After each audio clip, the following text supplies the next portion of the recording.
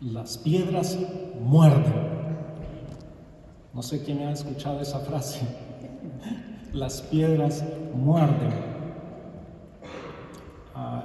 En el campo hay unos muros de piedra que se construyen, les dicen los muros de piedra seca. Y es interesante porque esos muros se les llama así porque no son construidos con argamasa o con cemento, sino solo con colocación sabia de las piedras. Por cierto, las piedras más grandes se van colocando desde abajo y arriba entonces se van colocando otras piedras, algunas más pequeñas. Y es interesante que incluso en este proceso las piedras más pequeñas a veces determinan la estabilidad del muro. La palabra del Señor nos dice que nosotros somos piedras vivas. El mensaje de hoy es: Dios está edificando su casa. Yo digo, ¿y qué casa la que está edificando Dios? Porque ya tiene 2000 años de estar trabajando en este proyecto y todavía no lo ha terminado. Yo creo que la duración de una casa denota la gloria de la casa que va a hacer. Aparte de todo eso, el Señor Jesús dice que está preparando moradas para nosotros en el cielo. Cada creyente que se agrega a esta casa de Dios como una piedra viva para ser edificada como un templo santo de Dios, también se le está preparando una casa para Él en la eternidad. Y le dicen las piedras vivas los constructores de estos muros, porque a veces estas piedras, el muro se deteriora con el paso del tiempo y hay que repararlo. Y cuando esa tarea viene de reparar el muro, es posible que adentro del muro algunos animales se han anidado, especialmente culebras y serpientes que te pueden morder. No son entonces las piedras las que muerden, sino los bichos que se pueden meter por ahí en las hendiduras. Nos habla interesantemente también de que a veces en la iglesia tenemos dificultades y deberíamos nosotros procurar la paz, algo muy vital en este mensaje que también vamos a recibir.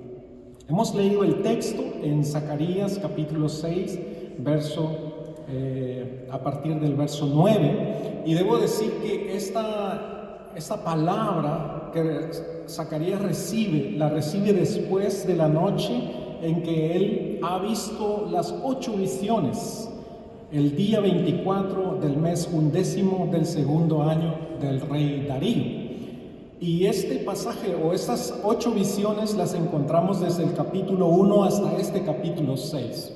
Desde el capítulo 1, verso 7, hasta el capítulo 6, verso 8. En lo que hemos avanzado en el libro de Zacarías les he compartido estas 8 visiones. Y recuerden, hermanos, que es este pueblo que ha vuelto del cautiverio y están reconstruyendo no solo la ciudad, sino principalmente están reconstruyendo el templo en la ciudad de Jerusalén. Y el profeta Ageo, que lo vimos antes, desde hace unos 2-3 años, y el profeta Zacarías, que empezamos a ver el año pasado, por lo menos, están alentando al pueblo en esta tarea. Así que las 8 visiones que Zacarías ha visto en una noche, que yo me imagino fue una noche que no durmió muy bien el profeta, porque cada vez el Señor lo despertaba y le daba otra visión. Las encontramos en estos capítulos que ya he mencionado. Y por si fuera poco que no pasó una buena noche, cuando despierta el Señor le dice: y ahora te voy a dar una tarea. Las instrucciones que el Señor le da, dice el verso 9: la palabra de Jehová vino a mí diciendo. Cuando ustedes vean la palabra Señor en todas mayúsculas ahí en el texto, es una señal que los traductores han dejado, porque ahí aparece la palabra que en algunas traducciones se traduce Jehová. Realmente no sabemos cómo se pronunciaba esta palabra, probablemente Yahweh, pero creo que vale la pena. A mí me gusta siempre decir Jehová, así que no se vayan a confundir, es lo que está ahí detrás de esa palabra, todas mayúsculas, donde es Señor. Es una tradición que los judíos tenían, por cierto, que no pronunciaban el tetragramatón, se llama esas 4 letras. Ellos, en vez, cuando llegaban a esa palabra Yahvé, ellos decían Adonai, decían Señor. Pero era la traducción de los judíos, y muchos cristianos ya lo están haciendo tradición también, que quieren decir Señor. Bueno, el Señor se reveló con este nombre a Moisés, pero como dijo también en sus mandamientos, no usarás el nombre de Jehová tu Dios en vano. Entonces por eso los judíos tomaron esa tradición. Pero ustedes pueden acercarse confiadamente al Señor, como vamos a ver en esta palabra. Hay instrucciones que Dios le da entonces al profeta en los siguientes versos. Esta es la palabra que le da al profeta: tomarás una ofrenda de los del cautiverio, de estas personas que han venido de Babilonia. Todos han venido de Babilonia acá, la mayoría que están trabajando en la construcción, pero probablemente estos personajes son recién llegados. Y como están en un proyecto de construcción, ellos también han traído recursos, han traído oro y plata, pues de ellos debe tomar el mismo día, es el mismo día que él está despertando. Irás a la casa de Josías, hijo de Sofonías, toma plata y oro, haz una corona y ponla sobre la cabeza del sumo sacerdote Josué, hijo de Josadac. Momento, una corona de oro y plata para el sumo sacerdote. ¿Acaso la corona no se le pone al rey? Quizá para nosotros eso pueda sonar como no teníamos idea de cómo funcionaban las cosas, pero esto es lo que hoy en día también reconocemos incluso en la iglesia como algo saludable: la separación de la iglesia y el Estado. Que en algún momento de la historia se fusionaron esas cosas y no funcionó. Hasta el día de hoy hay iglesias que tratan de hacer una argamasa y juntar esas cosas, el Estado y la iglesia, y no funciona. ¿Por qué se le va a poner una corona, que es un símbolo del rey, al sacerdote, al sumo sacerdote? Quizá, como dije, para nosotros que no conocemos el contexto del pueblo de Israel, no nos cause ninguna reacción. Pero para el pueblo, esto era extraño. ¿Por qué el profeta Zacarías va y le coloca una corona al sumo sacerdote? Bueno, primero porque Dios lo instruyó. Esa es la razón. Dios le dijo: ve y ponle la corona de oro y plata al sumo sacerdote, no a Zorobabel, que era el gobernador, el descendiente de David, ahí como gobernador de Jerusalén, designado por Babilonia. Recuerden que Jerusalén sigue bajo el dominio babilónico en este tiempo. Ciro y Darío les han dado la libertad de volver a la ciudad, pero siguen bajo administración política de Babilonia. Y Zorobabel ya no es rey, sino que es gobernador, pero él es el descendiente de David. A él se le habría puesto la corona, y la gente, si hubiesen visto a Zorobabel coronado, hubiera dicho: es normal, es el rey, es el gobernador.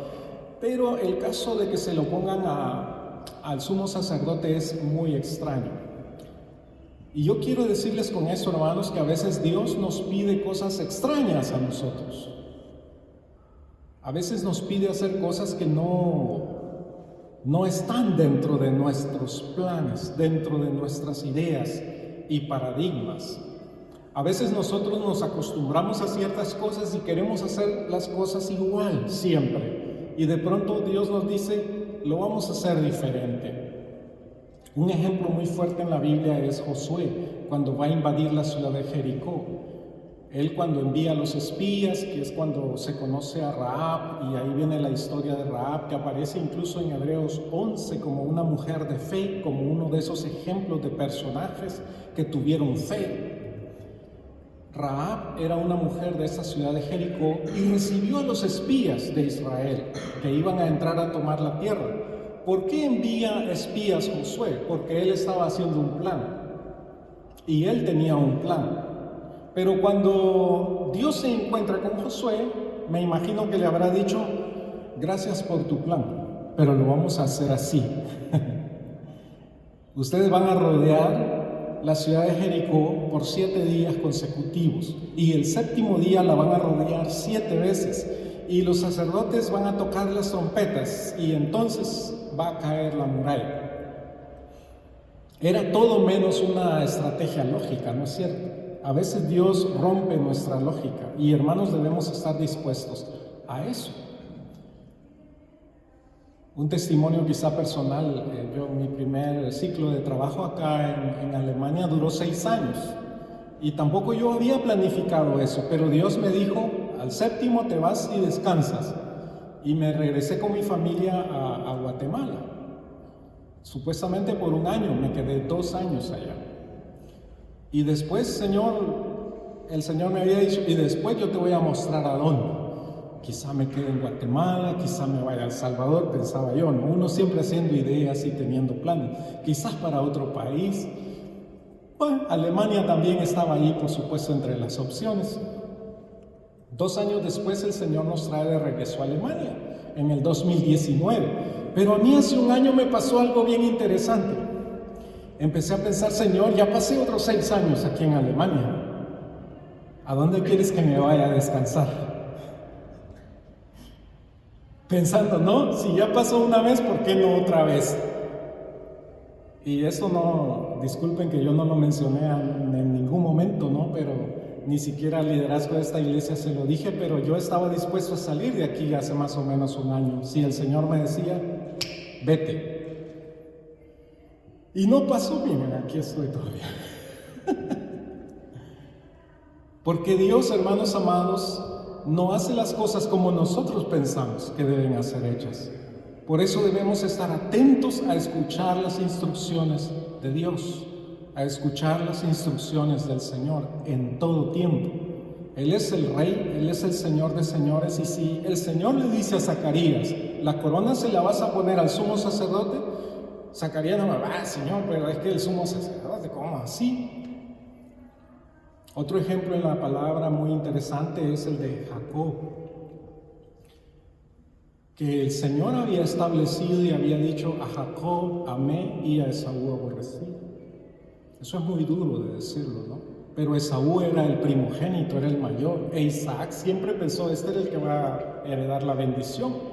Pero el Señor ya le había dicho a Rebeca que el menor iba a ser el que iba a tener el derecho de primogenitura y que el mayor iba a servir al menor, al revés de lo que estamos acostumbrados culturalmente. Y es el mismo Jacob que cuando llega a Egipto, José le trae a sus 2 hijos, a Manasés, el primogénito, y a Efraín, el segundo, y los pone frente a Jacob.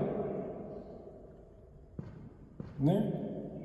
Efraín, el menor, aquí a la mano izquierda de Jacob, y Manasés, el hijo mayor, el primogénito, a la derecha del patriarca. Y Jacob hace esto y bendice con su derecha al menor y con su izquierda al menor. Y todavía José, que es el segundo en Egipto, en el imperio, ¿no? Un hombre de poder, le dice, no, padre, así no es. Y Jacob le dice, tranquilo, que todavía estoy cuerdo. Tengo más de 130 años, pero todavía sé lo que hago. Él mismo había vivido esa experiencia. Y en el caso de Jacob, pues el Señor lo iba a hacerlo así. Impresionante que al pueblo de Israel a veces se le habla como Efraín y no como Israel. Es otro nombre que se le da. Porque Dios quiso, a través de Jacob, bendecir al menor de José, a Efraín. Hermanos, Dios hace como Él quiere y nosotros deberíamos más bien estar dispuestos a escuchar la voz de Dios. Yo conozco hermanos que a veces están en una iglesia y dicen, pastor, yo no sé por qué el Señor me tiene ahí, pero me dicen eso, el Señor me tiene ahí. Hay cosas que no me gustan, yo ya me quiero ir, pero el Señor no me muestra. Entonces, a veces no tiene sentido, pero el Señor tiene un propósito. La clave es ser una persona que escucha la voz de Dios y que obedece la voz del Señor. ¿Y qué tiene que decirle entonces el profeta al sumo sacerdote Josué? Porque no es solo te voy a coronar, sino que Dios tiene una palabra para el sumo sacerdote. Y la palabra la encontramos en los versos 12 y 13. He aquí el hombre cuyo nombre es el renuevo, brotará de su lugar y edificará el templo de Jehová. También cambió una palabra, ahí dice, creo, el retoño, ¿verdad? Y yo dije, el renuevo, es lo mismo, ¿no? De un árbol surge algo que aparentemente ya no debería haber nacido, que murió, un renuevo, un retoño, algo nuevo vuelve a suceder, como de un tronco viejo, de un árbol que se tiró al suelo, y esto iba a pasar, y ya estaba pasando con el linaje de David, el linaje de los reyes, porque ahora Zorobabel, como dije, no es rey, y los anteriores tampoco reinaron, sino que habían sido solamente gobernadores. Pero Dios va a restaurar el reino, y hay un renuevo, y dice que Él va a brotar de su lugar y edificará el templo de Jehová. Y noten ustedes que hay una profecía muy poderosa acá sobre el renuevo. Si alguien está tomando nota, no voy a leer estos pasajes, pero quiero citarlos como referencias. En Isaías 11, del 1 al 2, está por Isaías la profecía por primera vez del renuevo que va a surgir y sobre quién va a morar el Espíritu de Jehová, nos dice el profeta Isaías. El Espíritu de Jehová, espíritu de sabiduría y de inteligencia, espíritu de consejo y de poder, espíritu de conocimiento y de temor de Jehová. Y después el mismo profeta Isaías nos da esa hermosa profecía que Jesús atrae en Lucas capítulo 4. El Espíritu de Jehová está sobre mí, porque me ha ungido para llevar buenas nuevas a los cautivos, libertad a los presos, a sanar a los quebrantados de corazón. Eso el Señor lo cita, lo lee, por cierto, en la sinagoga, se para, lee ese pasaje que está en Isaías 61, el Espíritu de Jehová está sobre mí, y después que lee el pasaje, la única explicación que les da a los que están ahí es: hoy se ha cumplido esta profecía, y se sienta. Pero uno de los mensajes más breves del Señor Jesucristo, ¿no? Leer el texto y decir: hoy se ha cumplido esta profecía, y toma asiento. Realmente, hermanos, es maravilloso ver cómo el Antiguo Testamento nos habla del Señor Jesucristo. Recuerden que Cristo Jesús es el centro de la Escritura.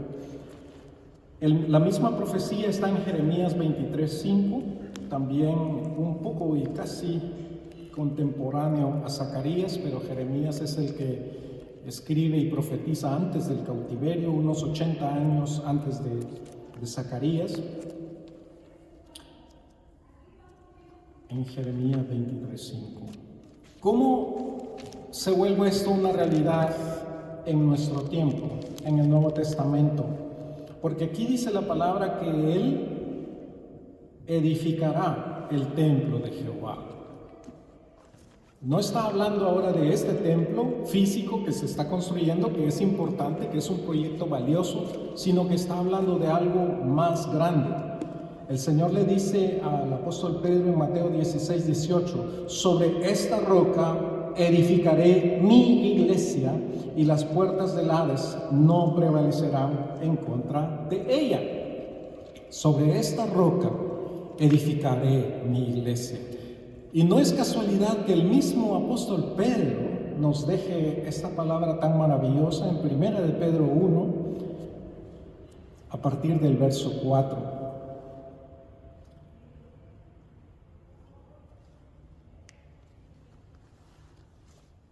Leo unos versos acá. Primera de Pedro 2, a partir del verso 4. Primera de Pedro 2, a partir del verso 4. Acercándose a él, la piedra viva, que fue ciertamente rechazada por los hombres, pero delante de Dios elegida y preciosa, también ustedes sean edificados como piedras vivas en casa espiritual para ser un sacerdocio santo, a fin de ofrecer sacrificios espirituales agradables a Dios por medio de Jesucristo. Y es el apóstol Pedro que nos transmite este glorioso mensaje en el verso 9 cuando dice, pero ustedes son linaje escogido. Esta palabra subraya en la Biblia: real sacerdocio, nación santa, pueblo adquirido, para que anuncien las virtudes de aquel que los ha llamado de las tinieblas a su luz admirable. Real sacerdocio no significa, alguien podría pensar, un sacerdocio verdadero, no. Real es de realeza, es de reinado. Un sacerdocio relacionado con el reinado. Y nosotros somos un pueblo de reyes y sacerdotes, lo va a decir más claramente en la palabra en Apocalipsis 1:6. El Señor está edificándonos como este pueblo de reyes y sacerdotes en Cristo. Y el verso 13 de nuestro pasaje entonces nos dice: Él, es decir, el renuevo, que es nuestro Señor Jesucristo, Él edificará templo de Jehová, tendrá gloria, se sentará en su trono y gobernará. Habrá un sacerdote junto a su trono y habrá consejo de paz entre los dos. Y el Salmo 110, versos 1 al 7, realmente todo el Salmo, que no lo voy a leer, pero ese es uno de esos salmos mesiánicos que anuncian al Señor Jesucristo más gloriosos que hay. Y es, por cierto, uno de los pasajes con los cuales el Señor Jesucristo acaba con las discusiones con los escribas y fariseos en su tiempo, cuando les pregunta si el Mesías es hijo de David, ¿por qué David le llama Señor? Ahí en el Salmo 110. Dijo Jehová a mi Señor: siéntate a mi diestra hasta que ponga a todos tus enemigos por estrado de tus pies. Y también en ese mismo Salmo el Señor le dice: yo te he establecido como sacerdote según el orden de Melquisedec. Es un sacerdocio diferente, se rebate el autor a los Hebreos y nos demuestra que Cristo es un rey y un sacerdote diferente. Ambos oficios, el reinado y el sacerdocio, en Cristo están unidos. En Cristo. Y es importante que nosotros como iglesia recordemos que estamos en Cristo, que nosotros somos este pueblo que el Señor está llamando, que vivimos unas realidades difíciles en nuestro contexto. Con esto, mucha atención, no quiero decir, que está bien, que hay que unir el Estado y la iglesia, no. Ese fue un error histórico que ya quedó comprobado que eso no se debe hacer. Hay que esperar el momento, hay que esperar la presencia del Rey Sacerdote, que es Cristo Jesús, nuestro Señor, nuestro Dios y sumo sacerdote que intercede por nosotros. Sin embargo, hermanos amados, esto tiene implicaciones prácticas para nosotros hoy en día. Y es una palabra tan fuerte la que el apóstol Pablo le da a los corintios. La iglesia de Corinto era una iglesia media complicada. Aunque Pablo les va a llamar santos porque son santos en Cristo, ¿no? Cristo Jesús los ha llamado. En 1 Corintios 6, Él les va a dar una exhortación, como reprensión prácticamente, recordándoles su rol, su llamado original de Dios, porque es una iglesia que camina en la carne, es una iglesia que camina en división, diciendo yo soy de Pablo, yo soy de Pedro, yo soy de Apolos, y los más listos todavía dicen yo soy de Cristo. No, hermano, ¿acaso está dividido Cristo?, pregunta Pablo, y les va a decir claramente: ustedes son carnales, ustedes no son creyentes guiados por el Espíritu, sino guiados por la carne. Y ese es el problema que tenemos hoy en día, y en todos los tiempos la iglesia ha tenido problemas porque no se deja guiar por el Espíritu. La iglesia quiere más bien hacer como quiere muchas veces. ¿Qué es lo que están haciendo otros que les da éxito? Y ahí van iglesias copiando a otras iglesias. Hermanos, hay que acercarnos confiadamente. Nosotros somos este pueblo de reyes y sacerdotes. Tenemos acceso directo a Dios. Y Dios quiere hablar a nuestros corazones para que seamos guiados. Dice la palabra ahí en 1 Corintios 6. Leo el pasaje para que entiendan el contexto, ¿verdad? ¿Cómo se atreve alguno de ustedes, teniendo un asunto contra otro, a ir a juicio delante de los injustos, y no más bien delante de los santos? ¿O no saben que los santos han de juzgar al mundo? Les recuerda Pablo, ¿no saben esto? ¿No conocen ustedes su identidad? Los santos somos nosotros, que estamos en Cristo. ¿No saben que los santos han de juzgar al mundo? Y si el mundo ha de ser juzgado por ustedes, ¿son indignos de juzgar pleitos tan pequeños? ¿No saben que hemos de juzgar a los ángeles? ¿Cuánto más las cosas de esta vida? Por tanto, en caso de haber pleitos con respecto a las cosas de esta vida, a los que para la iglesia son de poca estima, a estos ponen para juzgar. Es decir, van a tribunales no creyentes, ¿no? A juicio con quien sea. Y ya se ha visto en iglesias donde hay conflictos entre hermanos y se van a los tribunales ajenos. Y Pablo pregunta, ¿no hay entre ustedes que tenga un poquito de sabiduría para ayudarles a juzgar sobre las situaciones? Y el verso 5 dice, para avergonzarlos lo digo, pues ¿qué? ¿No hay entre ustedes ni un solo sabio que pueda juzgar entre sus hermanos, teniendo este llamado tan glorioso? No hay ni siquiera uno donde puedan ustedes ir a resolver una diferencia. Pero hermano va a juicio contra hermano, y esto ante los incrédulos. Qué triste, ¿verdad? Por eso dice Pablo, para avergonzaros lo digo. Verso 7, sin lugar a duda, subrayen esto, sin lugar a duda, ya es un fracaso total para ustedes el que tengan pleitos entre ustedes. Ni pleitos deberían estar teniendo. Eso ya es un fracaso total, dice esta traducción, me encanta cómo lo dice. Ustedes deberían vivir en paz si son llamados por el príncipe de paz. Si son llamados a calzarse los pies con el evangelio de la paz. Ya eso es grave que anden peleando entre ustedes. Sin lugar a duda, ya es un fracaso total para ustedes el que tengan pleitos entre ustedes. ¿Por qué no sufrir más bien la injusticia? ¿Por qué no ser más bien defraudados? Sin embargo, ustedes hacen injusticia y defraudan, y esto a los hermanos. Hermanos, cuando nosotros entendemos nuestro llamado y nuestra identidad, eso transforma nuestra manera de ser.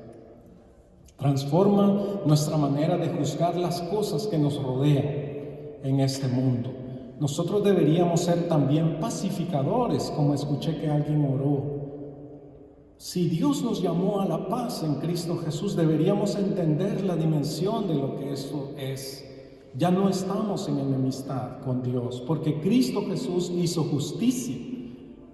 Porque para que haya paz tiene que haber justicia primero. Hay gente que quiere paz y no viven en justicia. La justicia es el fundamento de la paz. Por eso el reino de Cristo Jesús es un reino en justicia que produce paz. Pero si ustedes leen los textos donde se habla de la paz, la justicia no se separa. Justificados pues por la fe, Romanos 5:1, tenemos paz para con Dios. La justicia precede a la paz. Y esa debería ser una lección para nosotros. ¿Quieres estar en paz con tu hermano? Camina en justicia. Y si tu hermano te agravia, soporta el agravio. No, somos vengativos a veces, ¿verdad? No, eso no se va a quedar así, va a ver, me la va a pagar.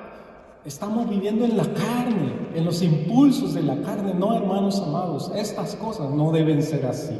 Nosotros fuimos llamados con un llamado tan elevado en Cristo Jesús que deberíamos nosotros aprender a vivir hoy en día de manera transformada en consecuencia a esos gloriosos llamados. Apocalipsis 1:6 dice que Jesucristo nos constituyó en un reino y sacerdotes para Dios su Padre. A Él sea la gloria y el dominio para siempre y siempre. Amén. Y yo me pongo a pensar, ¿verdad? Cuando dice Pablo en Efesios 2:6 que el Señor Padre nos hizo sentar con Cristo en los lugares celestiales.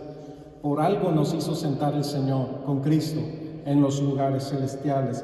Y por algo nos dice el apóstol Pablo también en Colosenses 3, del 1 al 3, pongan su mirada en las cosas de arriba, no en las de la tierra, porque ustedes están vivos para Dios y su vida está escondida con Cristo en Dios. El problema, hermanos amados, es que si nosotros pasamos solo mirando las cosas de este mundo, nunca vamos a ver las cosas espirituales. Por eso el apóstol Pablo nos dice, y miren, pongan su mirada en las cosas de arriba, no en las de la tierra. Dejen de estar viendo solo estas cosas aquí. No se afanen, dice Jesús, ¿qué voy a comer? ¿Qué voy a vestir? Dios ya sabe que tienen necesidad de estas cosas. Pero busquen primero, ¿qué cosa? El reino de Dios y su justicia. Y todas estas cosas, incluyendo la paz, les será añadida. Todas aquellas cosas que nos preocupan. Queridos hermanos, el problema es que nosotros fuimos instruidos a trabajar para las cosas de este mundo. Pero al ser llamados a Cristo Jesús, debemos, miren, cambiar el chip aquí arriba.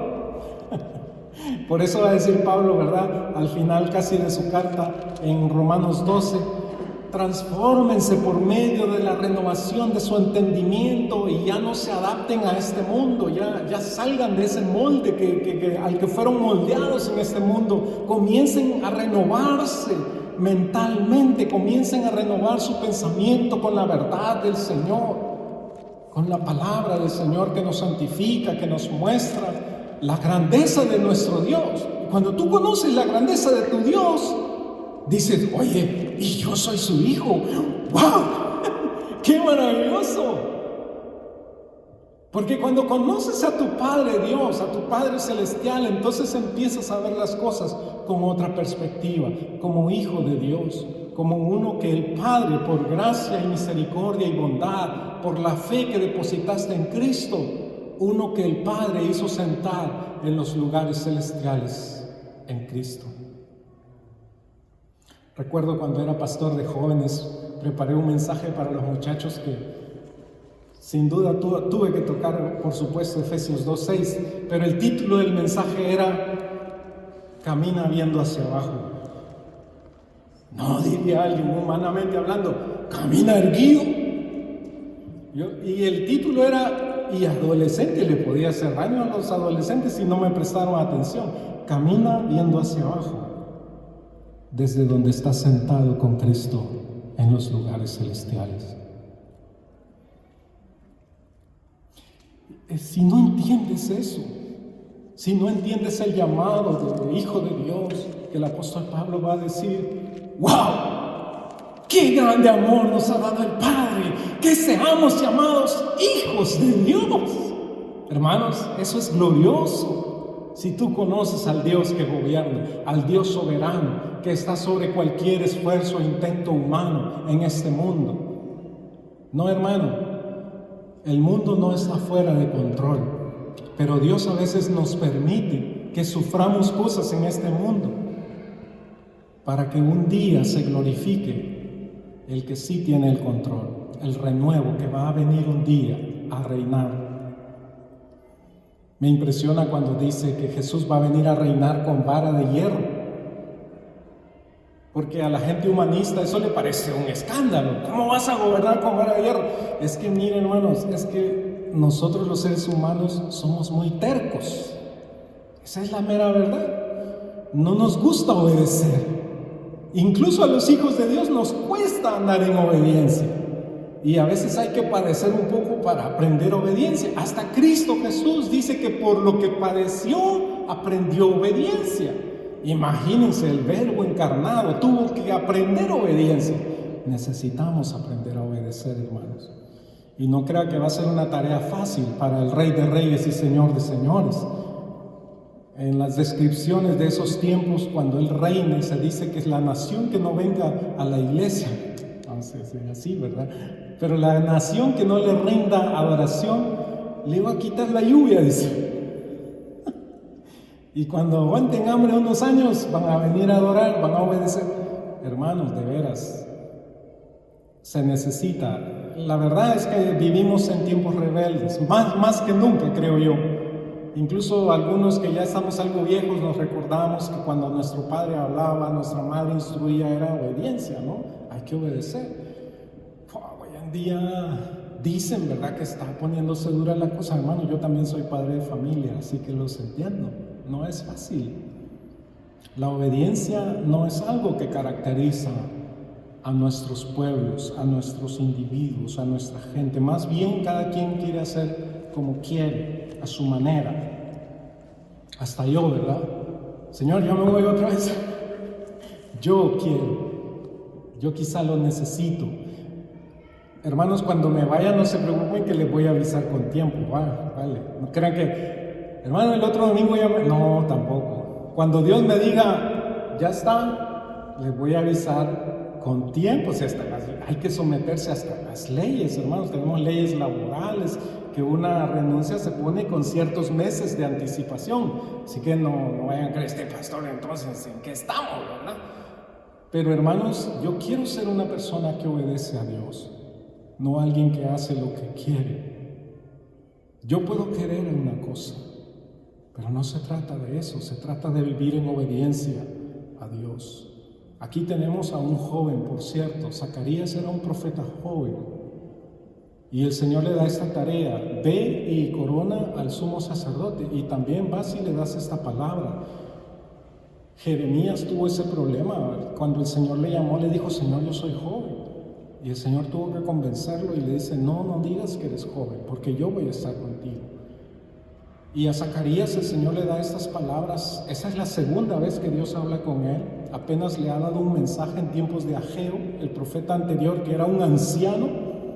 Y ahora este joven, Zacarías, recibe senda palabra, porque mire, el libro de Zacarías es más prolongado que el libro de Ageo. Ageo solo tiene 2 capítulos, Zacarías creo que tiene 14. Es un profeta que el Señor le habla mucho, pero es joven. Ahora te vas y le coronas al sumo sacerdote y él obedece. Y él no dice: si me manda a matar el gobernador, porque la corona tiene que ser para el gobernador. Él obedece. No leemos en el texto que, Señor, pero ese no es el rey, ese no es el gobernador. Él obedece.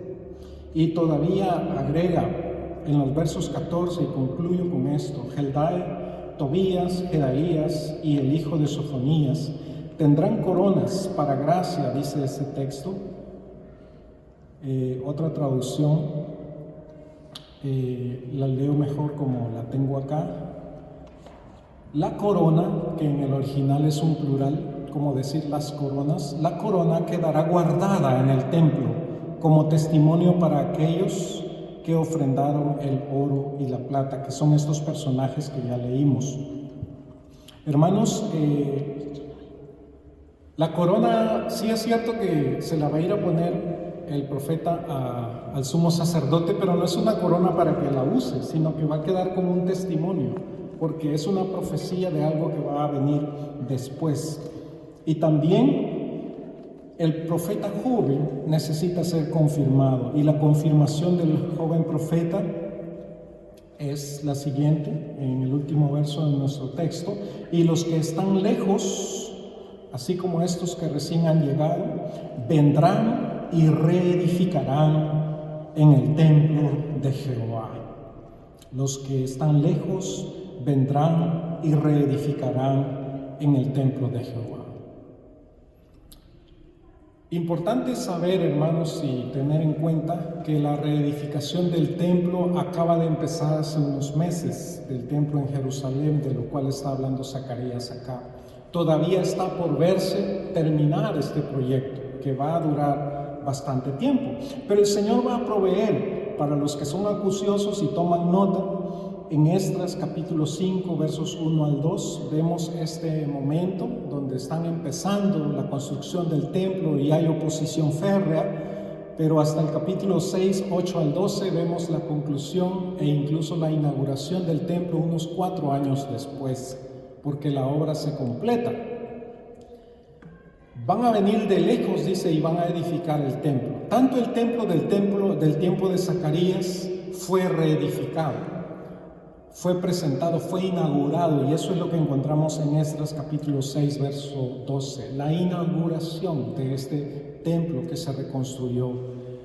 Y eso, hermanos, iba a servir de una corroboración, de una confirmación de que Dios había hablado a través del profeta Zacarías, como él dice y concluye diciendo: esto sucederá si escuchan atentamente la voz de Jehová, su Dios. Y también ha dicho: así conocerán que Jehová de los ejércitos me ha enviado a ustedes. Sí, el profeta necesitaba ser confirmado, porque esa era una de las leyes en la ley mosaica. Si un profeta dice algo y no se cumple, pues es un falso profeta y hay que apedrearlo. Mira, terrible, ¿verdad? Hay que tener mucho respeto a la palabra de Dios, hermanos. Dios tiene que hablar a nuestros corazones para que nosotros compartamos la palabra del Señor. Así que, hermanos amados, una construcción se ejecutó, se llevó a cabo, pero desde hace 2000 años, gentes de todo pueblo, lengua y nación, que somos nosotros, nos estamos uniendo a esta casa que Dios está edificando. Es una edificación maravillosa porque venimos de todas las naciones, venimos de todos los continentes. Nos estamos uniendo a este glorioso templo de Dios, que somos la iglesia de Cristo, su cuerpo, la plenitud de aquel que todo lo llena en todo, según el que dijo: yo hago nuevas todas las cosas, que por cierto es el verso del año, Dilusum, en este año: yo hago nuevas todas las cosas, en Apocalipsis 21:5. Pero como Isaías 43:19, cuando Dios hace cosas nuevas, nos dice: voy a hacer algo nuevo, ya ha comenzado. ¿No lo ven?, pregunta el Señor. ¿No se dan cuenta? Lo nuevo que Dios está haciendo, esta casa ya ha comenzado hace mucho tiempo. Nosotros no somos los primeros. Nosotros somos de esas piedras, ¿se recuerdan del muro? El muro seco, de esas piedras de arriba. Las piedras de fundamento fueron las primeras. Los apóstoles, los profetas, dice el apóstol Pablo, estamos fundamentados sobre ese fundamento de los apóstoles y profetas, y Cristo Jesús es la piedra angular de este edificio. Y nosotros entonces estamos siendo edificados como piedras vivas, pero somos los más pequeños, pero somos hermosos, hermanos. Por cierto, una piedra para ser acomodada en ese muro, el maestro constructor la toma en la mano. Esa piedra siempre ha creído que es la piedra más hermosa del mundo, ¿verdad? Porque así somos los seres humanos, creemos que somos los más lindos del mundo. Y el maestro constructor agarra el martillo y el cincel y comienza a romper esa piedra. ¡Bah! ¡Bah! Y la piedra, pero ¿por qué me está rompiendo? Porque necesita ajustarte al muro donde te va a poner. Te necesita moldear para que ocupes el lugar glorioso que Dios te quiere dar. Pero estar preparado para ocupar ese lugar a veces no es fácil, a veces duele, hermanos. Hay una canción muy linda de un hermano colombiano que dice: al taller del maestro vengo.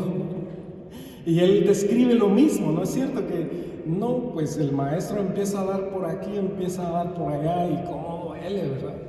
Pero el Señor quiere, hermanos, que seamos edificados. Cuando Dios empieza a tratar en tu vida, no te asustes. Dios te está ajustando porque quiere que ocupes un lugar de bendición.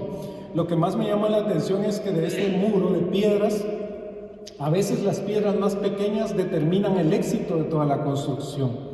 Así que tú no te sientas mal: ay, Señor, pero yo soy pequeño, pero yo no paso enfrente ahí en la iglesia, yo apenas ayudo en algo. Hermano, cada uno tenemos un lugar glorioso en esta hermosa casa que es la casa del Señor, y el Señor lo está haciendo. Oremos. Gracias, amado Padre Celestial, porque nos trajiste a Cristo Jesús, piedra viva, que unos ciertamente rechazaron, pero que para nosotros lo es todo ahora que lo hemos conocido y estamos aprendiendo a amar a Cristo Jesús. Y estamos siendo edificados como piedras vivas, como casa espiritual para un sacerdocio santo, para ofrecer sacrificios espirituales que te agradan.